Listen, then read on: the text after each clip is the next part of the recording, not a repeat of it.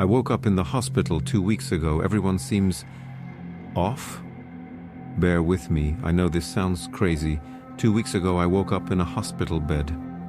They told me I was in a car accident. I don't remember the crash, just a blinding flash of light. Since being discharged, things have felt wrong. Not just slightly off, deeply off, like the world is wearing a mask and I'm the only one who can see the seams. Little things were off at first, easy to dismiss. But today, something happened. Something I can't explain. And now I know for sure, whatever this is, it isn't just in my head. This is real, and I'm scared as fuck. At first, nothing seemed too weird.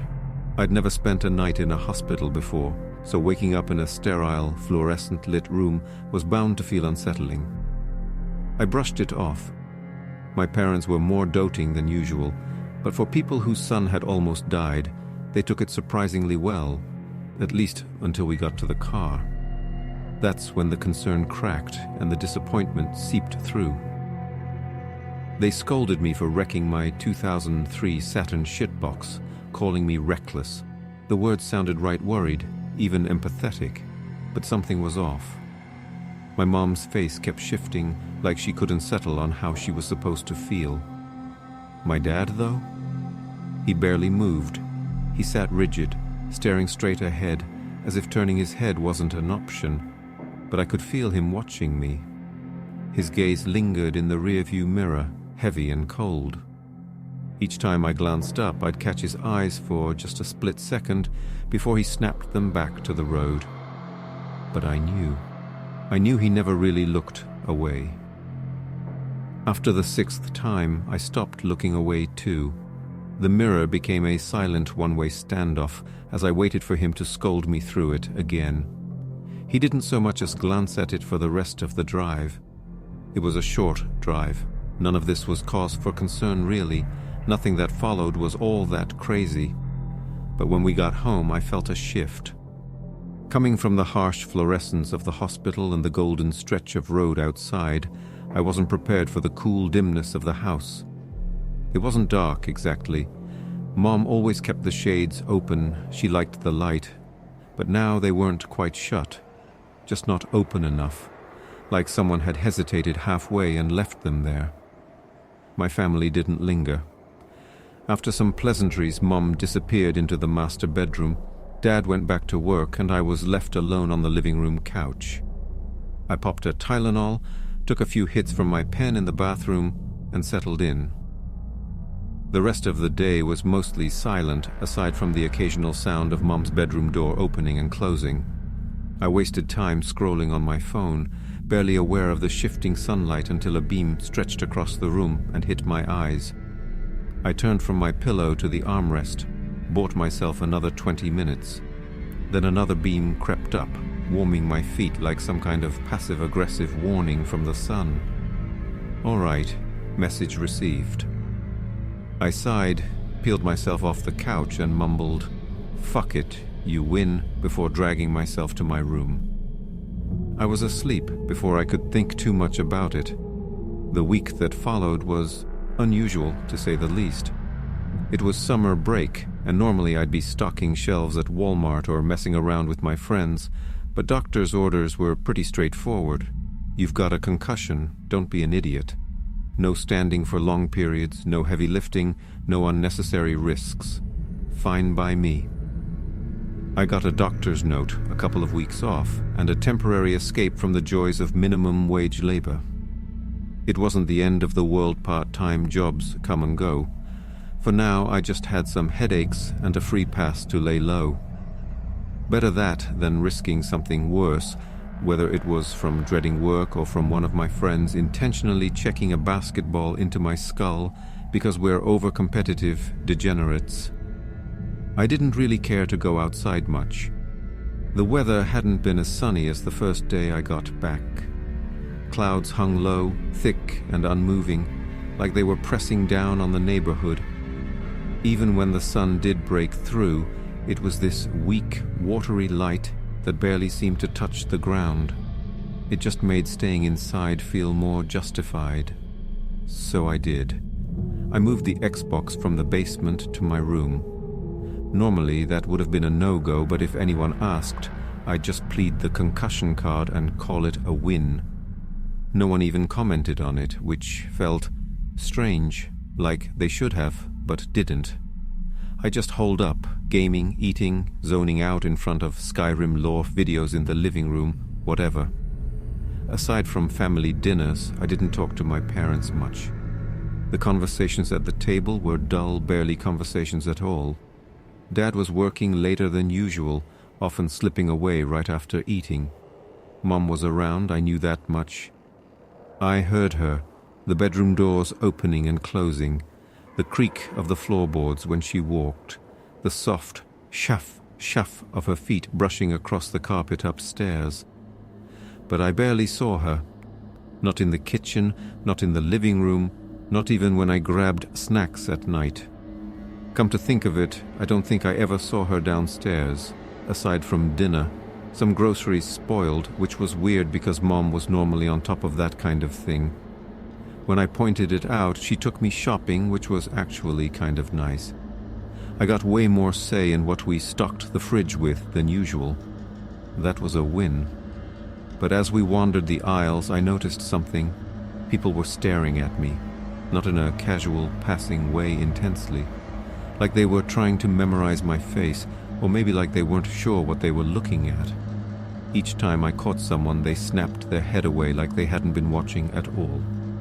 But the feeling stayed. Not a single person looked like they could hold a normal expression on their faces. It was like they shifted through raw emotions during the most mundane tasks. I began to feel in danger, and worse, I started to notice something else. As Mom and I passed people, I swore I could hear them pivot to watch me after we walked by. I never actually saw it happen, but I could hear it.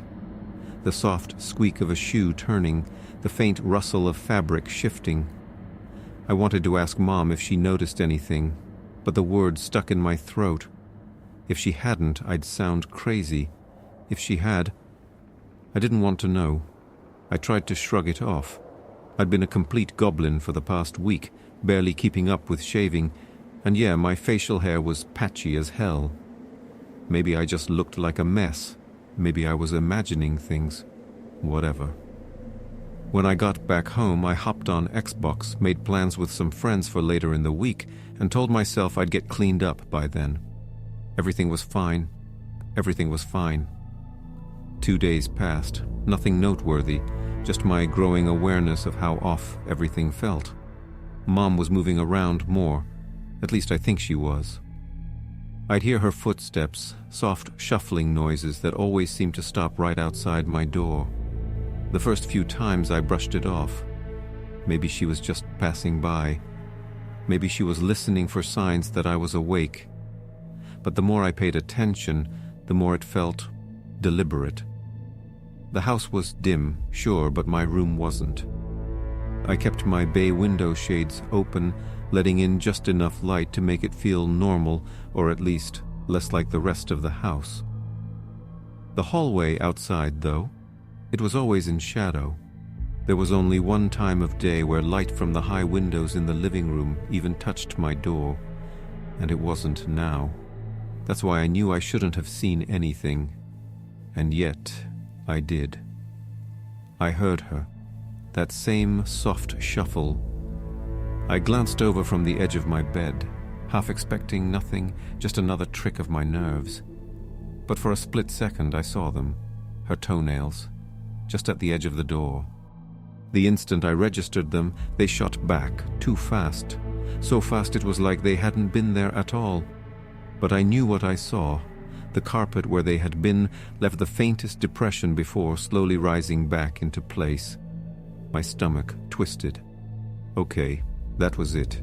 No more dab pen. No more convincing myself I wasn't tripping out when clearly I was seeing shit. I waited, listened, heard her shuffle away. Her door clicked shut. I exhaled, rubbed my face, and stood up. Enough of this. I needed to get out of the house. Needed to see my friends, James, Nikki D, and Tyler. The goal was simple. Sober up, ground myself, and maybe, just maybe, bring up what was going on. Over Xbox, they'd all sounded completely normal. I'd only mentioned a few things in passing, nothing that set off any alarms for them. Most of our talks had just been about girls from our school, memes, and bullshitting in Rainbow Six Siege lobbies. Maybe I was just overthinking. Maybe everything was fine. But as I grabbed my keys and headed for the door, I couldn't shake the feeling that somewhere upstairs Mother was listening. Obviously, driving wasn't an option. My car was totaled. My parents handed me $250 for the scrap it was apparently worth, and that was that. So I dusted off my old bike from the shed in the back. I didn't even glance at the house on my way out. Didn't need to see my creepy-ass mom peeking from some upstairs window like a horror movie extra. If I did, I'd probably swerve straight into traffic just to avoid dealing with it. Instead, I shoved the thoughts down and let myself believe for just a little longer that I was just tripping balls. That was safer. That was better. Besides, my odds were good. I still had headaches. I was still a little stoned. I was still taking Tylenol. Put it all together, and maybe my brain was just running like a laggy Xbox. I rode up to the high school football field in about 20 minutes and hopped the fence. Everyone was already there, James, Nikki, Dee, and Tyler. And what followed? It was awesome. The dap-ups were a little stiff at first, but once we got going, everything fell into place. We had a pump, a football, which lasted about 10 minutes before it needed air again, and a frisbee. The sun was bright for the first time since I'd left the hospital, and for the first time in days I felt good. I'd shaved, I was surrounded by my friends, and I started to think, no, I started to hope that maybe I'd just been missing out on real, in-person socialization. I almost fell for it. I almost let myself believe everything was fine. We played for hours. Eventually, we were wiped ready to debrief before heading home. I was closest to the corner of the field where the old water pump was, so I went first. Yanked the lever, let the water rush out, cupped my hands, drank. The others chatted behind me, their voices blending with the soft splash of the pump.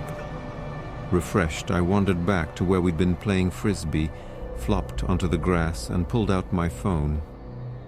The sun was brutal, washing out the screen.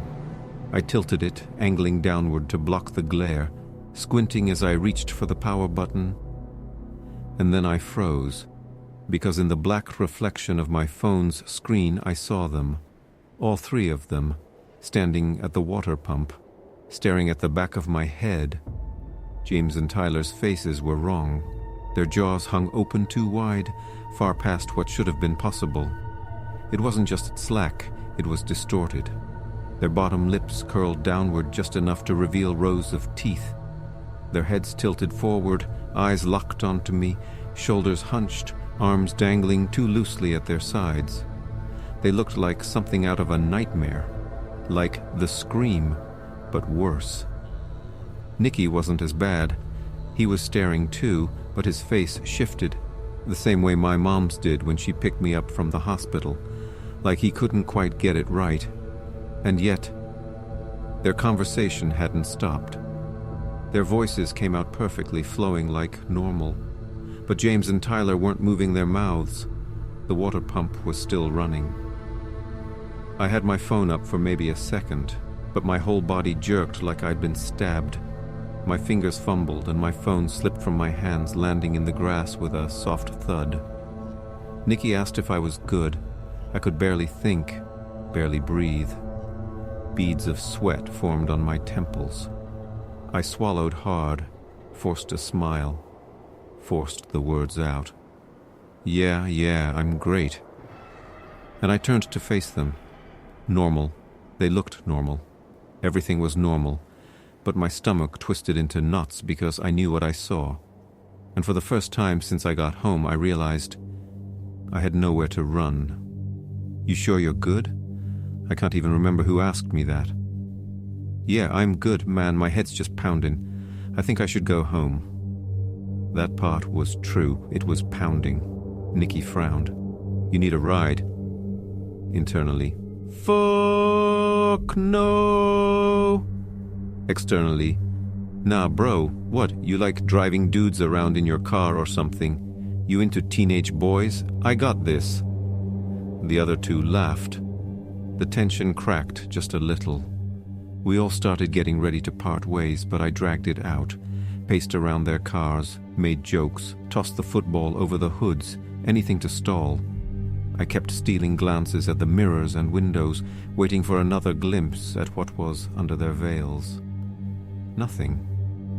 The first few times, I swear I saw their eyes dart away from mine in the reflections, like they knew what I was doing. Then it was like they just stopped looking towards me altogether. No matter how I angled myself, how fast I glanced, I never caught them like I had on the field. And yet, looking back, I can't shake the feeling like they knew exactly where I was looking. Like they had just found ways to stare at me from difficult angles without me ever catching their eyes. I'm just glad they let me go home. I don't know what the end goal is, but I feel like I'm being bled out played with before I'm eaten. I managed to steady my breathing on the ride back. As I pulled up to my house, I veered toward the spare garage, an old detached structure barely used except for storage. I figured I'd leave my bike in there for now, just so I wouldn't have to linger outside any longer than necessary. I wheeled up to the side door, gripping the rusted handle. The lock had long since broken, and with a firm push, the door groaned open. Dust and stale air hit me first, the scent of old cardboard and forgotten junk. The space was dim, faintly illuminated by streetlights filtering through the grimy windows. I rolled my bike inside, careful not to trip over scattered tools and warped furniture, when I froze. In the center of the garage, right where it shouldn't be, was my car, perfectly intact, not totaled, not even scratched. My breath caught in my throat. I took a slow step forward, fingers brushing the hood. Cold, real, tangible. The last I'd heard of this car, I was being told it had been wrecked, scrapped. My parents handed me $250 and said, that's all it was worth. So why was it here? I circled to the driver's side and peered inside. The keys weren't in the ignition, but they dangled from the dash. Something was off. The seat normally adjusted to fit me was pushed all the way back, like someone much taller had been sitting there. A low tremor crawled up my spine. The car, despite being untouched, was covered in dust. How long was I in the hospital? Doesn't matter. It was getting dark. I did a quick fluid check, ran my hands over the tires, making sure it'd be ready if I needed it, then jogged back to the house. But the second I stepped through the front door, it hit me again. Rapid, aggressive shuffling, door slam. Then, in a voice too casual, too normal to be real, "Honey, you missed dinner. Want me to heat some up for you?" "Nope." "It's okay, Mom. I'll handle it." The living room TV was blue-screened, casting a sickly glow over the open floor plan. I didn't dare mess with my parents' setup. At this point, they had to know I was onto them, and I would do nothing to disturb the peace. I grabbed some snacks from the fridge, went straight to my room, locked the door, dug out my old iPod Gen 6 from middle school, buried in a shoebox, and set it to charge. For a while, I just sat there, listening. It was too quiet. I FaceTimed the iPod from my phone, hesitating, debating whether I should even leave my room. The upstairs layout was simple. 4 rooms. Mine was first on the left at the top of the stairs. My parents' was last on the right. At the very end, a closet where we kept detergent and towels. My bathroom was the last door on the left. The plan was simple, a strategic iPod drop-off during my next bathroom run. I executed flawlessly, waiting for the next round of patrolling before slipping out.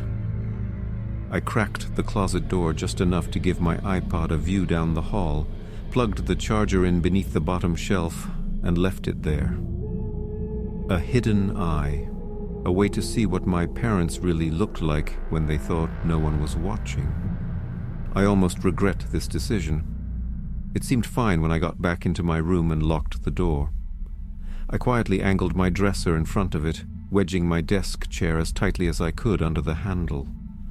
Too much movement, I heard my parents' door fly open, slamming into the inside wall of their bedroom. By the time I grabbed my phone, she was already there, standing at the end of the hall, facing my door, swaying. She was past the weird, shifting face that Nikki had. Whatever this is, there's stages. Her jaw wasn't just distended, it was stretched beyond its limit, the skin pulled so tight it dangled with every sway of her body. Even from here, I could see the bags under her eyes. Not just dark circles, but loose, sagging folds that drooped to her upper lip, exposing way too much dry pink eyelid. Her hair, thin and patchy, clung to her scalp with a greasy sheen from the glow of the living room TV and the dim light spilling from the master bedroom. Her arms didn't hang. Her elbows were bent at stiff, unnatural 90-degree angles, shoulders hunched forward, wrists limp, long bony fingers dangling. The only way I knew it was my mom was the pajama top. It clung to her sharp, skeletal frame, stretched over the ridges of her spine, hanging loose around her frail shoulders. She leaned in, pressed against the door. Her head tilted slow, deliberate, like she could see through the wood, tracking exactly where I was. And then a whisper. "Honey, are you awake?" Her mouth didn't move, lips stretched thin, jaw unhinged and frozen in that grotesque, slack-jawed state. But the words came anyway, perfectly clear, perfectly human. "I know you're up, honey. I just heard you moving." Yeah, I just moved some furniture around. I didn't like where my TV was." A pause, then the whisper again, perfectly clear, perfectly human. "Can I see?" My throat tightened. "Tomorrow," I lied. "I'm naked right now. I don't want to get dressed. Please, please, please work." I was frozen, my face glued to my phone screen, not daring to look away from the grainy FaceTime feed. My breath barely made a sound. Then, finally, "Okay, tomorrow then." As she spoke, something shifted in the farthest, darkest corner past the stairs. At first I thought it was just shadow, but then an arm, thin, brittle, dangling down from the ceiling like a puppet on cut strings. Another arm followed, then a body, slow and deliberate, lowering itself down the wall. My stomach turned to ice. Dad. Did he ever even leave the house? Was he already this far along when he picked me up from the hospital with Mom? None of it mattered. He moved with absolute silence, clambering up the stairs as Mom whispered one last time, "Good night, son. I love you." Then Dad shuffled past her. Same stiff, unnatural cadence Mom had been moving with for weeks. If I weren't staring straight at him, I would have sworn it was still her. He went to the master bedroom, closed the door, then without making a single noise, he came back. A trick I would have surely fell for if I hadn't been watching them this whole time. He ended right behind where she was standing. And that brings me to now. For the past 2 hours they've been outside my door. Every move I make, they track it, through the wood, through the silence. It's 3:02 a.m. If I can just make it to daylight without passing out, I think I can open the bay window and jump. After that, straight to the spare garage, grab the car, get the fuck out of town. I don't know how far this shit has spread, but I can't stay here. Oh, fuck. They're getting on the ground, lowering themselves, peeking under the door. I might have to go right now. Okay, fuck, I'll update this when I'm safe.